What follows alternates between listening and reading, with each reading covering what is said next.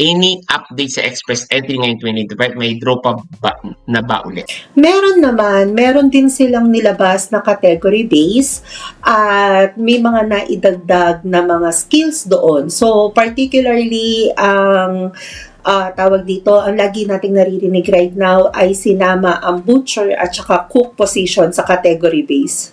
Yes. Thank you very much, Miss Mel. Alam mo, Miss Mel, no, speaking of category based, sinama yung butcher, sinama din yung mga teachers. Diba? Yung mga teachers. Yes.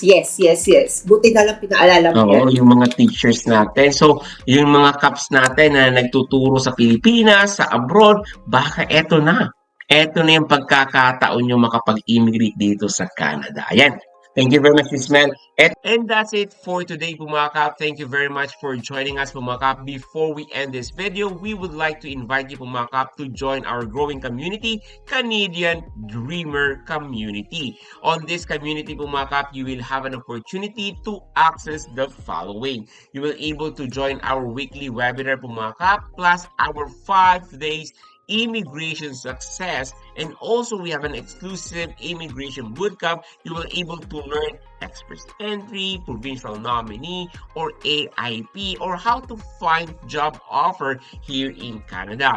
You'll be able to access also our real success stories to give you more inspiration. So we strongly suggest, mga kap, if you are dreaming to study, immigrate, work in Canada, I strongly suggest to join our growing community, Canadian Dreamer Community, mga kap. The link is in the description below, or simply type in the comment section, access, and I'm going to send directly this link to you, communitycanada.net.